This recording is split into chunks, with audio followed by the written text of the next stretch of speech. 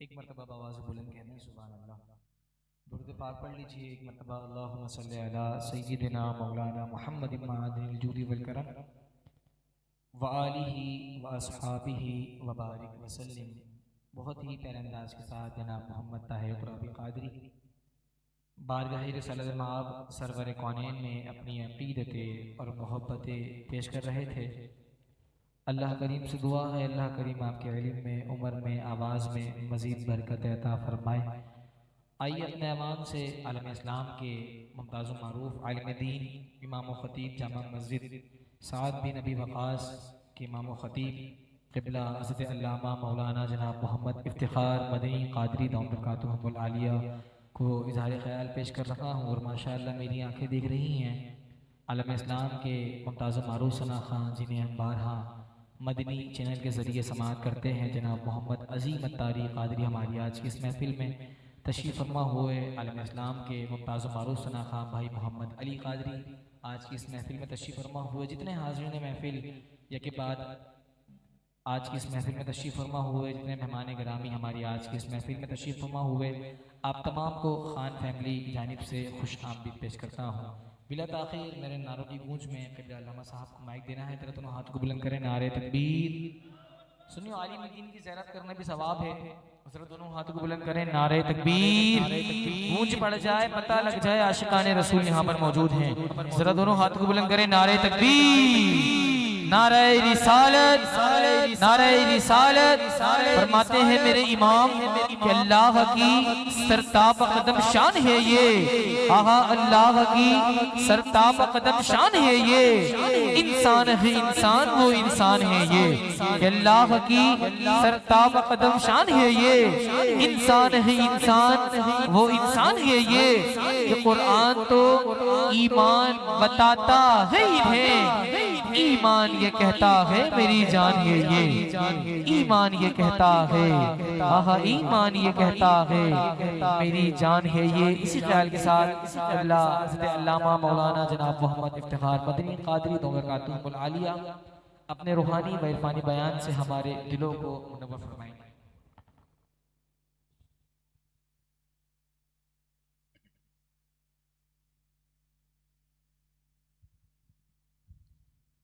अल्हम्दुलिल्लाहि रब्बिल आलमीन वस्सलातु वस्सलामु अला सय्यिदिल अंबिया'i वल मुरसलीन। अम्मा बअद फ़अऊज़ु बिल्लाहि मिनश शैतानिर रजीम। बिस्मिल्लाहिर रहमानिर रहीम। क़ाल अल्लाहु तबारक व तआला फ़िल क़ुरआनिल मजीद वल फ़ुरक़ानिल हमीद। क़ुल बिफ़ज़लिल्लाहि व बिरहमतिहि फ़बिज़ालिका फ़लयफ़रहू आमनतु बिल्लाहि सदक़ल्लाहु मौलानल अज़ीम व बल्लगना रसूलुहुन नबियुल करीमुल अमीन व नहनु अला ज़ालिका लमिनश शाहिदीन वश्शाकिरीन वल्हम्दुलिल्लाहि रब्बिल आलमीन।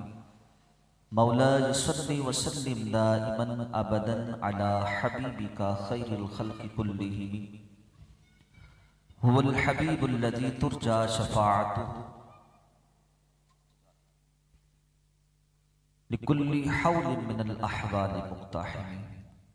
तमाम तारीफ़ें अल्लाह तबारक व तआला के लिए जिसने हमें अशरफुल मखलूक़ात में पैदा फरमाया, आक़ाए दो आलम नूरे मुजस्सम सल्लल्लाहु अलैहि वसल्लम की महबूब तरीन उम्मत में शामिल फरमाया। दुरूद पाक नबी करीम रऊफ़ुर रहीम अलैहिस्सलातु व तस्लीम की ज़ात मुबारक पर जो बाइसे तख़लीक़ कायनात बने। आइए हुज़ूर इस्सलातु वस्सलाम की ज़ात मुबारक पर दुरूद पाक पढ़ने की फजीलत समाअत करते हैं और नियत करते हैं इंशाअल्लाह इस रिवायत को सुनने के बाद कोशिश करेंगे हुज़ूर इस्सलातु वस्सलाम पर ज़्यादा से ज़्यादा दुरूद पाक पढ़ेंगे। इमाम जलालुद्दीन सयूती शाफ़ई रहमतुल्लाहि तआला अलैह रिवायत करते हैं, कंजुल मदफून किताब का नाम है। उर्दू के अंदर इसका तर्जुमा मिल जाता है फरिश्ते ही फरिश्ते। फरमाते हैं सरकार दो आलम सल्लल्लाहु तआला अलैहि वसल्लम ने दुरूद पाक की फजीलत बयान करते हुए फरमाया, जब मेरा उम्मती मुझ पर एक बार दुरूद पाक पढ़ता है, आप तवज्जो के साथ बैठेंगे, मेरे साथ बोलते रहेंगे, जवाब देते रहेंगे, तो आपकी मौजूदगी का इजहार भी होता रहेगा और अल्लाह तबारक व तआला आपको जवाब देने, साथ बोलने का सवाब भी अता फरमाता रहेगा। एक मर्तबा दुरूद पाक पढ़ता है, खालिक कायनात उस एक बार दुरूद पढ़ने की बरकत से एक फरिश्ता पैदा फरमाता है। कितनी मर्तबा और कितने फरिश्ते? एक फरिश्ता। महबूब अलैहिस्सलातु वस्सलाम फरमाते हैं, अल्लाह ताला इस फरिश्ते को हुक्म देता है कि नूर के दरिया में गोता लगाओ। हुजूर फरमाते हैं, ये फरिश्ता कितना बड़ा, जिसे खालिक की कायनात एक बार दुरूद की बरकत से पैदा फरमाता है। अल्लाह के महबूब फरमाते हैं, मुख्तलिफ रिवायात हैं, एक रिवायत के मुताबिक उसके दो पर और वो पर इतने बड़े हैं कि एक पर मशरिक में है और दूसरा मगरिब में है। दोनों पांव सातों जमीनों को छू रहे हैं, यानी तहत सरा जिसको मकाम कहा जाता है वहां पहुंचे हुए हैं, और उसका जो सर है वो अर्श को छू रहा है। इतना बड़ा फरिश्ता अल्लाह ताला एक बार दुरूद पढ़ने की बरकत से पैदा फरमाता है। अब हुक्म खुदावंदी पर वो नूर के दरिया में गोता लगाता है। अल्लाह फरमाता है बाहर आओ, वो बाहर आता है। इरशाद फरमाता है, अब इन भीगे हुए परों को झाड़ो। वो इतना बड़ा फरिश्ता भीगे हुए परों को झाड़ता है। अब उसके परों से टपकने वाले हर हर कतरे के बदले में रब्बे कायनात और फरिश्ते पैदा फरमाता है। कोई पहुंच सकता है, कोई गिन सकता है, इतने अरबों बेशुमार फरिश्ते अल्लाह ताला पैदा फरमा देता है। अब महबूब अलैहिस्सलाम फरमाते हैं, वो बड़ा फरिश्ता और इसके परों से टपकने वाले कतरों के बदले जो फरिश्ते पैदा हुए करते क्या है, मकसद क्या है? नबी करीम फरमाते हैं, वो उम्मती जिसने मुझ पर एक बार दुरूद पढ़ा था, कयामत तक के लिए ये सारे फरिश्ते मिलकर उसके लिए मगफिरत की दुआएं करते रहे। तो फिर क्यों ना हम अपने आका और मौला इमामुल अंबिया अलैहिस्सलातु वस्सलाम पर दुरूद पाक कसरत से पढ़ा करें। तो एक मर्तबा मेरे साथ मिलकर जोशो खरोश के साथ दुरूद पाक में शामिल हो जाए। अल्लाहुम्मा सल्लि अला सय्यिदिना व मौलाना मुहम्मदिन व बारिक वसल्लिम व सल्लि अलैहि सलातन व सलामन अलैका या सय्यिदी या रसूल अल्लाह। सबसे पहले अहले खाना, मेज़बान, इंतज़ामिया का बेहद मशकूर व ममनून हो, ख़ासकर आरिफ भाई, उनके बच्चे। आरिफ भाई माशाअल्लाह उम्रे पर गए हुए हैं विद फैमिली। मैं दुआ गो हूँ, अल्लाह तबारक व ताला उनका ये उम्र अदा करना कबूल फरमाए और बार बार हुजूर की बारगाह में आना जाना नसीब फरमाए। उसके बाद आप तमाम अहले मोहल्ला का शुक्रगुजार हूँ कि आपने इस दावत में, महफिल मिलाद में शिरकत की। अल्लाह ताला हम सब का आना, सनाखाने मुस्तफ़ा का, आप लोगों का सुनना सुनाना, मेरा चंद अल्फाज रब्बे कायनात, उसके प्यारे महबूब, औलिया कराम और जिन जिनका तज़किरा खैर किया जाए, अल्लाह तबारक व तआला अपनी बारगाह में इस तज़किरा खैर को कबूल व मंजूर फरमाए। इज़हार ख्याल करना है, कोई बयान नहीं करना। तो इज़हार ख्याल जोशो खरोश के साथ नहीं किया जाता, बस सादे अंदाज में किया जाता है। ये मोहब्बत है इनकी कि हर साल मुझे बुला लेते हैं। हालांकि बयान माशाल्लाह आलिम दीन का होता है, बस मोहब्बत की वजह से कि इमाम साहब हैं मस्जिद के, तो इनको भी टाइम देना चाहिए। अल्लाह ताला इनकी मोहब्बत सलामत रखे, इनको जज़ाए खैर अता फरमाए। खालिक कायनात ने कुरान करीम में इरशाद फरमाया कि अल्लाह के फजल और उसकी रहमत पर चाहिए कि खुशी मनाए। क्या मनाए? पीछे वालों की भी आवाज आए ना, ताकि पता चले बैठे हुए या लंगर के इंतजार में बैठे हैं। हमारी आवाम तो अब ऐसे रह गई ना, अलमिया यही है और तजुर्बा भी यही है और हकीकत भी यही है। खैर, अल्लाह ताला हम सबको जज्बा अता फरमाए। अल्लाह के फजल और उसकी रहमत पर चाहिए कि खुशी मनाए। खुशी कैसे मनाई जाती है वो हमारी शादियों पे हमें पता चल जाता है। जब बंदा खुशी मनाता है ना तो शादी में पता चल जाता है कि कैसी खुशी मनाई जाती है। अब इसका मकसद ये भी नहीं है कि नाजायज रसूमात करके, नाच गाना करके, दीगर गलत काम करके खुशी का इजहार किया जाए। मुराद यह है कि जैसे खुशी शादी पे होती है ना, वैसे आपको खुशी मिलाद पे होनी चाहिए। तो आका दो आलम सल्लल्लाहु अलैहि वसल्लम की आमद हमारे लिए फजल है, रहमत है और सबसे बड़ी कायनात के अंदर नेमत है। और रब्बे कायनात के कई मकामात पर इस तरह के इरशादात हैं जिनका लुबे लुबाब और मफहूम यह है कि जब मेरी तरफ से तुम्हें कोई फजल मिले, कोई रहमत मिले, कोई नेमत मिले तो फिर चाहिए कि तुम खुशी करो, उसका इजहार करो, चर्चा करो। अब हुजूर सलाम सबसे बड़ी नेमत हो तो फिर उनकी आमद, उनके आने पर एक मुसलमान को खुशी ना हो, ये कैसे हो सकता है? और फिर फरमाया कि खुशी का इजहार भी होना चाहिए। बाद लोग कहते हैं ना हमें खुशी है, हम खुश हैं, तो खुश जो होता है ना उसका इजहार भी आता है, तासुर भी नजर आता है कि खुश लग रहा है। दिल ही दिल में कोई खुश नहीं होता। जब खुश होता है ना, बेटा मिला तो अकीका करता है, पूरे खानदान वालों को, अहले मोहल्ला को बुलाता है, अकीके की देगे पकवाता है और सबको बताता है कि हाँ मैं खुश हूं और देखो खुशी का इजहार भी कर रहा हूं। मुंह पर गना वो कालक नहीं मली होती, थोबड़ा सूजा हुआ नहीं होता खुशी के मौके पर। जैसे बाद लोगों का कहते हैं कि हम खुशी मना रहे लेकिन मुंह पर जो ना 12 बजे होते, तो आप समझते हैं कि खुशी है उनको?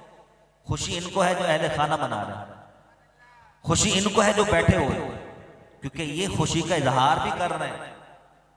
बहरहाल इजहार ख्याल है। इस हवाले से आका की आमद का महीना है। एक वाकया, हुजूर सल्लल्लाहु की आमद से पहले किसने आका दो आलम सल्लल्लाहु अलैहि वसल्लम की आमद की खुशी मनाई, आपकी आमद का इंतजार किया, जबकि हुजूर अभी कायनात में आए भी। अल्लामा बदरुद्दीन आयनी आप फरमाते हैं जब इमामुल अंबिया अलैहिस्सलातु वस्सलाम मक्के पाक से मदीने पाक की तरफ हिजरत करके आ रहे थे तो चंद दिन लग गए।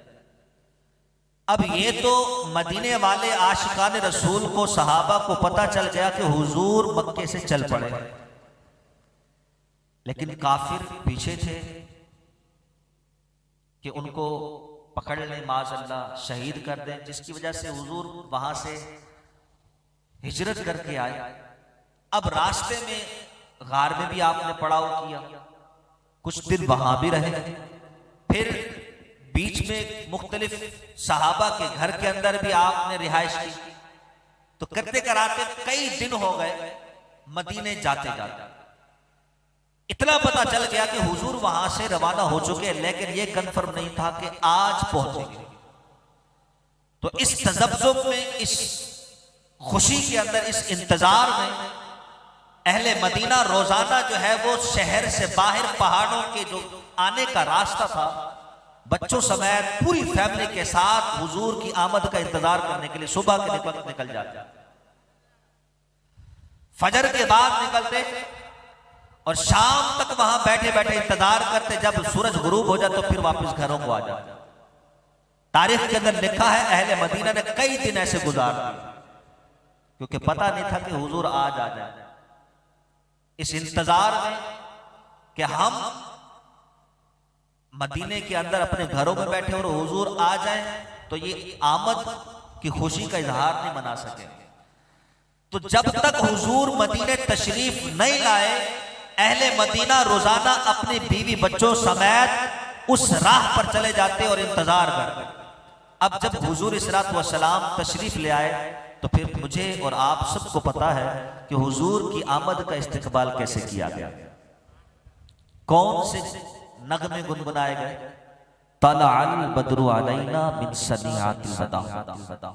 इस तरह हुजूर इस्सलातु वस्सलाम की आमद पर अहले मदीना ने आपकी आमद पर खुशी का इजहार किया। अब आगे मजीद बताते हैं अल्लामा बदरुद्दीन आइनी बुखारी की शरह करते हुए, हुजूर इस्सलातु वस्सलाम जब मदीने के अंदर तशरीफ ले आए, अब सहाबा जो मदीने वाले थे, अंसार सहाबा, ये हुजूर के साथ आने वाले मुहाजिरीन सहाबा और पहले से मौजूद जो मदीने के अंदर सहाबा थे उनको अंसार सहाबा कहा जाता है। अब अंसार सहाबा में से हर एक सहाबी की ख्वाहिश थी कि हुजूर मेरे घर पर तशरीफ लाए, मैं उनकी मेहमान नवाजी करूं, क्योंकि हर मुसलमान, हर अकीदतमंद, मोहब्बत करने वाले चाहता है कि शख्सियत मेरे घर पर आए। अब आपके पीर साहब इस इलाके के अंदर आए तो आप चाहेंगे ना कि पीर साहब मेरे घर पर रहे, मेरे मेहमान बने, बरकतें रहमतें लुटाएं। तो इसी तरह सहाबा कराम में से हर एक की ख्वाहिश थी कि वो मेरे घर पे आए, लेकिन हुजूर तो हुजूर है ना, रहमतुल लिल आलमीन है, किसी का दिल नहीं तोड़ते। अब हुजूर ने सोचा कि अगर मैं अपने ऊपर फैसला करता हूं ना कि इस सहाबी के घर जाता हूं, बाकियों के घर नहीं जाता, तो जिस सहाबी के घर जाऊंगा, मेहमान बनूंगा, वो तो बड़ा खुश होगा कि देखो मेरे कितना अच्छे नसीब है, लेकिन इसके अलावा जो सैकड़ों सहाबा है वो नाराज हो जाएंगे। दिल में आएगा ना कि मेरे घर पे नहीं आए। रहमतुल लिल आलमीन ने फैसला ऊंटनी पे कर दिया। आप ऊंटनी पे सवार थे, फरमाया कि मैं फैसला ये करता हूं कि ऊंटनी चलती जाएगी, जिस घर के सामने जाकर बैठ जाएगी, मैं मोहम्मद उसके घर का मेहमान बन जाऊंगा। अब ऊंटनी चलते चलते हजरत अय्यूब, अबू अय्यूब अंसारी रज़ियल्लाहु ताला अन्हु के घर के सामने जाकर रुकी और बैठ गए। यहां पर अल्लामा बदरुद्दीन आइनी ये वाकया बयान, हदीस बयान करते हुए इसकी मकाम पर एक सवाल कायम करते हैं और सवाल का खुद जवाब भी देते हैं। आप फरमाते हैं कि सहाबा कराम के सैकड़ों घर थे, ये ऊंटनी किसी और सहाबी के घर के सामने नहीं बैठी, सिर्फ अबू अय्यूब अंसारी के घर के सामने ही बैठी। इसकी क्या वजह? फरमाते हैं इसकी जो वजह है ना, वो सालों पहले इश्क रसूल है। क्या फरमाते बदरुद्दीन आइनी, 1000 साल पहले, अभी हुजूर की आमद नहीं हुई, आमद से 1000 साल पहले यमन का हाकिम है तुब्बे अव्वल, वो अपनी रियाया के अंदर मुख्तलिफ ममालिक के अंदर सैर करने जाया करता था। साथ में उसके वजीर भी होते, मुशीर भी होते, खादिम भी होते, और 400 उलमा को वो साथ रखता था। उस वक्त की जो किताबें थी, इंजील, तौरात वगैरह, उनके जानने वालों को, आलिमों को अपने साथ रखता था ताकि रहनुमाई हासिल होती रहे। अब जहां जाते आलिम भी साथ। अब इसके टूर के अंदर मक्के पाक का टूर आ गया कि मैंने मक्के पाक जाना। मक्के पाक आया, जब मक्के पाक के अंदर आया तो उसका जहन बना के क्यों ना यसरफ चला जाऊं। यसरफ मैंने इस वजह से कहा कि हुजूर की आमद से पहले इसको यसरफ कहा जाता था। हुजूर आए तो वो यसरफ, यसरफ ना रहा, मदीना बन गया। पहले बीमारियों का गढ़ था कि जो जाता था बीमारियां लेकर आ जाता था, लेकिन जब हुजूर ने वहां पर कदम रखा तो वो बीमारियों का गढ़ नहीं, शिफा का गढ़ बन गया। कि उलमा फरमाते हैं कि मदीने की मिट्टी में भी शिफा है। अगर कोई उसको अपनी आंखों पे लगाए, थोड़ा सा चख ले, तो अल्लाह ताला उसको शिफा अता फरमा देता है। और कसीर आशिकान रसूल की ख्वाहिश होती है, और करते भी हैं कुछ, कि वो मदीने पाक से मट्टी मंगवाते हैं, या खुद जाते तो लेकर आते और अपने मरने के बाद वसीयत करके जाते, मेरे कफन में थोड़ी सी डाल देना। ये है मोहब्बत। बहरहाल यसरब गया, मदीने पाक, कुछ लम्हा वहां गुजारे। जब दिल भर गया तो कहा कि लश्कर वालों को वापिस चलते हैं। जब वापिस चलने का कहा तो ये जो 400 उलमा थे, इन्होंने कहा हम नहीं जाएंगे, हम यहीं पर रहेंगे। तुब्बा अव्वल जो यमन का हाकिम, तो उसने कहा तुम्हें क्या कमी है, हर जगह तुम मेरे साथ जाते हो, जहां मैं जाता हूं तुम वहां जाते हो, अभी वापिस अपने घर यमन चल रहे हैं, वहां तुम्हें आलिशान घर दिए हुए, ऐशो इशरत दी हुई है, तुम्हारी अच्छी तनख्वाहें मुकर्रर की हुई, खाना पीना मुफ्त है, सब कुछ मिलता है तुम्हें, यहाँ जंगल बयाबान में रहकर क्या करोगे और मेरा साथ छोड़ रहे। तो कहने लगे हाकिम साहब जहां आप गए हम वहां गए, लेकिन खुदा की कसम अब यहां से कहीं और नहीं जाएगा। उसने कहा इसमें क्या है, वजह क्या है? तो कहने लगे हमने जो किताब पढ़ी है, किताब का इल्म अल्लाह ने हमें दिया है, उस किताब के अंदर जिस मोहम्मद अरबी का हमने जिक्र सुना है, हमने वहां पढ़ा उस मकाम पर कि हुजूर सल्लल्लाहु अलैहि वसल्लम मदीने से जिस जगह हिजरत करके आएंगे और अपना मस्कन बनाएंगे, ठिकाना बनाएंगे, ये वही जगह है। लिहाजा हुजूर की आमद का इंतजार करने के लिए हम कहीं और नहीं जाएंगे, जहां धरना मार के बैठ जाएंगे और अपनी सारी जिंदगी यहां हुजूर की आमद के लिए गुजार लेंगे। अब तुब्बा अव्वल ने जब ये इश्क का इजहार देखा, जज्बा देखा, तो उसने कहा, क्योंकि वो भी हुजूर सल्लल्लाहु की आमद से पहले आपके तज़किरे सुन चुका था, आपसे दिली दिल मोहब्बत हो चुकी थी, तो कहने लगा ठीक है फिर मैं क्या करूंगा, जब यमन की हुक्मरानी मैं भी तुम्हारे साथ मिलकर हुजूर का इंतजार करूंगा। ये कब की बात है, याद भी है? 1000 साल पहले तुब्बा अव्वल 400 आलिमों के साथ हुजूर की आमद का इंतजार कर रहा। अब उसने लश्कर वालों को कहा कि जाओ वापिस यमन में और वापिस आकर हमारे लिए यहां रिहाइश का इंतजाम करो, जो कुछ चीजें जरूरत हो। अब उसने हर एक आलिम के लिए एक घर बनवाया, 400 घर बनवाए हैं, और एक घर डबल मंजिल बनवाया एक्स्ट्रा। क्यों बनवाया? वो इस नियत से कि जब हुजूर सल्लल्लाहु अलैहि वसल्लम मक्के से मदीने की तरफ यहां हिजरत करके आएंगे तो बेसरो सामान उनका घर पहले से मौजूद हो, और वहां से आकर यहां पर अपनी रिहाइश करें। घर बनवाए।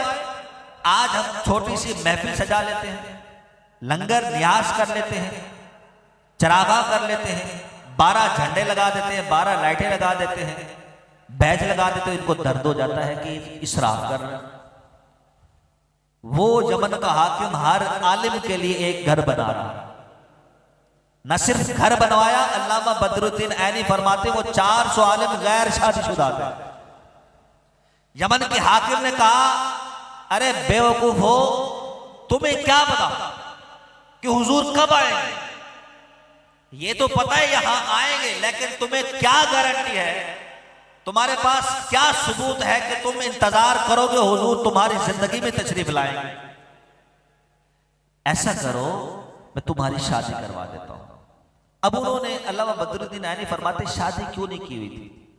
उसकी लॉजिक ये है कि पहले के दौर में लोग अल्लाह से जब लो लगाते थे ना, तसव्वुफ इख्तियार करते थे, रूहानियत इख्तियार करते थे, तो वो शादी नहीं करते थे। क्योंकि शादी में फिर जब झंझट होते हैं, बीवी बच्चों के लिए कमाना, बच्चों के लिए ना इधर उधर निकलना, टाइम फिर अल्लाह तबारक व तआला के लिए कम निकलता है। आप भी देख लें, जब शादीशुदा लाइफ से पहले आप फ्री होते हैं, जो कुछ कर सकते, लेकिन शादी के बाद बोर्ड हो जाते हैं।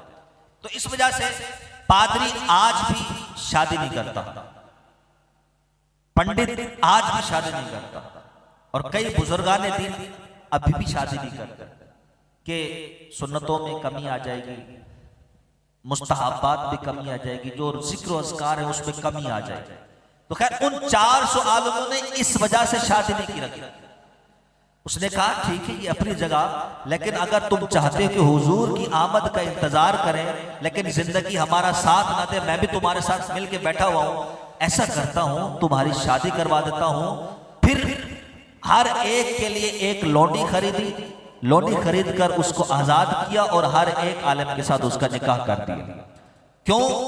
उसने कहा कि हम हुजूर की आमद का इंतजार कर रहे हैं, लेकिन क्या भरोसा जिंदगी का, जिंदगी वफा ना दे, साथ ना दे, और हम इस दुनिया से चले जाएं, फिर पता कैसे चलेगा कि हम हुजूर की आमद का इंतजार कर रहे हैं। लिहाजा हम ना रहे तो हमारी औलाद तो बताएगी ना कि हम वो है कि 1000 साल पहले हमारे दादा, हमारे बाप दादाओं ने, हमारे आबाओ अजदाद हुजूर की आमद का सिलसिला यूं किया था। लिहाजा वो जो डबल मंजिला घर था एक आलिम दीन को दिया जाता है और उससे कहा जाता है कि इसको वरासत के तौर पर जारी रखना। जब तुम्हारी औलाद पैदा हो तो उसको वसीयत करना, वो आगे वसीयत करती जाए, आगे वसीयत करती जाए कि जब तक हुजूर ना आए ये घर कहीं इधर उधर से ना हो। और जब हुजूर तशरीफ ले आए तो फिर आमद के बाद हुजूर सल्लल्लाहु अलैहि वसल्लम की मेहमान नवाजी इसी घर के अंदर की जाए। बहुत लंबा वाकया मुख्तसर के मैंने आप आज किया है। अब अल्लामा बदरुद्दीन ऐनी फरमाते हैं कि हुजूर सल्लल्लाहु अलैहि वसल्लम ने जो फैसला ऊंटनी पे छोड़ा था और ऊंटनी हजरत अबू अय्यूब अंसारी के घर के सामने आकर ही बैठ गई, तो ये बैठी नहीं बिठाई गई थी, क्योंकि रब तबारक व तआला ने अपने महबूब से 1000 साल पहले इश्क करने वाले का तो बताना था कि 1000 साल पहले एक शख्स आया था यमन का हाकिम, जिसने इश्क के रसूल ऐसे इजहार किया था, हुजूर की आमद का इंतजार ऐसे किया था। अल्लाह ताला हम सबको भी हुजूर सल्लल्लाहु अलैहि वसल्लम से ऐसा इश्क मोहब्बत नसीब फरमाए और हुजूर सल्लल्लाहु अलैहि वसल्लम के ऐसे ही गीत गुनगुनाने की तौफीक अता फरमाए। आखिर में चंद गुजारिशात ताकि मेरी हाजिरी का जो मकसद है वो पूरा हो जाए। मेरा मकसद होता है कुछ ना कुछ इस्लाह के जुमले बोल के चला जाऊं। इश्क के वाकयात तो हम सुनते रहते हैं सदा, लेकिन क्या होता है जैसे ही हम लंगर खाते हैं, बिरयानी खाते हैं, वो जो कुछ हमने इश्क रसूल सुना होता है वो उसके नीचे दब जाता है, फिर पता नहीं वो कब निकलता है, वो हमें पता नहीं। क्योंकि यही मसला है, तजर्बा भी यही है, हकीकत भी यही है। सुन के चले जाते हैं, नारे मार के चले जाते हैं, अगले दिन कोई पता नहीं कि क्या कहा गया था। बहरहाल चंद गुजारिशात हैं आपसे, हुजूर अलैहिस्सलाम की आमद की खुशी मनाएं, बढ़ चढ़ कर मनाएं, जोश और जज्बे के साथ मनाएं, महाफिल का इनाकात करें, लंगर खिलाएं, न्याज करें, लेकिन हुकूकुल इबाद ये जो मामला है ना, ये बहुत सख्त है। क़यामत के दिन अल्लाह तबारक व तआला ये सवाल नहीं करेगा, कौन सा कि मिलाद मनाया था, ये सवाल नहीं करेगा, लेकिन ये सवाल करेगा कि हुकूकुल इबाद मैंने तुम पर फर्ज किए थे, हुकूकुल इबाद का ख्याल किया था। मैं अपनी बात मुकम्मल करने से पहले माजरत करता हूँ अहले मोहल्ला से, अहले खाना से, यहाँ पर मौजूद तमाम इस्लामी भाइयों से हाथ जोड़कर मेरा किसी की तौहीन करना या किसी की दिल आज़ारी करना बिल्कुल ऐसा मकसद ना यहाँ पे होता है ना कहीं और होता है। मकसद सिर्फ इस्लाह होता है ताकि हम दीन के मुताबिक, शरीयत के मुताबिक सब काम अंजाम। बुरा जरूर लगेगा, जो मैं बात करने जा रहा हूं बुरा जरूर लगेगा, लेकिन पेश की माफ। मैं अपने जुमे की किताब में, दीगर महाफिल में हर जगह अर्ज करता रहता हूं, महाफिल करें लेकिन रास्ता कम से कम इतना छोड़ दें कि एक बाइक गुजर सके, एक बाइक गुजर सके। माजरत अब ये तो हो चुका, लेकिन आइंदा आप नियत करें, थोड़ा सा इधर कर लेते हैं, कोई मसला नहीं, पीछे जगह मौजूद है। देखिए, आपको भी किसी को इजाजत नहीं कि आप दिल में कोई इस तरह की बात लाएं कि देखो बेइज्जती हो रही है इनकी, या ये हो रहा है, वो हो रहा है। इस्लाह मकसद है। आज हम नहीं समझाएंगे तो लोग बढ़ते जाएंगे, बढ़ते जाएंगे, बढ़ते जाएंगे, फिर कहानी पता आपको, फिर होरे भी आ जाती है महफिलों में, जुलूस के अंदर होरे आ जाती हैं। इस मर्तबा तो मैंने देखा है सोशल मीडिया पर भरा पड़ा है। पहले जुलूस के अंदर नातखानी होती थी, अच्छे अंदाज में जुलूस जाया करते थे, लेकिन आपने भी देखा होगा और मैंने भी देखा है कि अब जो जुलूस निकले इस मर्तबा, वो हमारी इज्जतों के जुलूस निकले, नामूस रिसालत के खिलाफ जुलूस निकले हैं, हुजूर सल्लल्लाहु अलैहि वसल्लम के बताए हुए तरीकों के खिलाफ जुलूस निकले। क्या ढोल बज रहे हैं, ढोल के ताप पे जो है रक्स किए जा रहे हैं, डांस किए जा रहे हैं, नाच किए जा रहे हैं, क्या ये दीन है हमारा? तो हम इस चीज को समझाएं नहीं, बस जो जैसे कर रहा है उसको करने दें। तो इस्लाह मकसद है। आप में से अगर कोई महफिल करना चाहता है मुस्तकबिल के अंदर आने वाले वक्तों में, तो मेरी आपसे गुजारिश है गली के अंदर करेंगे तो टेंट लगाएं, जरूर लगाएं, लेकिन कम से कम एक बाइक गुजरने का रास्ता जरूर रखें, ताकि जो आसपास के घर वाले हैं, गली मोहल्ले वाले हैं, आने जाने वाले हैं, आपकी वजह से परेशान ना हो। इसी तरह देखिए, मैं फिर दोबारा मादरत कर रहा हूं, मेरा कोई दिल आजारी का मकसद नहीं, सिर्फ समझाना है, क्योंकि इमाम किताबों के अंदर लिखा है, इमाम जिस मोहल्ले का इमाम है उसकी जिम्मेदारी बनती है कि जो गलत काम देखे उसको मना करे। क्या करे? मना करे। जब मैं ही मना नहीं करूंगा तो फिर मेरी जिम्मेदारी, फायदा क्या मेरा इमाम होने का? फिर मुझे तो कयामत के दिन सवालों जवाब देने हैं। अल्लाह ताला तो मुझसे तो पूछेगा, आपसे तो नहीं पूछेगा कि मिलाद मनाया कि नहीं मनाया, लेकिन मुझसे पूछा था कि जिसने मनाया था और कुछ गलत काम किए थे, क्या तुमने मना किया था? तो मैं अपनी जिम्मेदारी अदा कर रहा।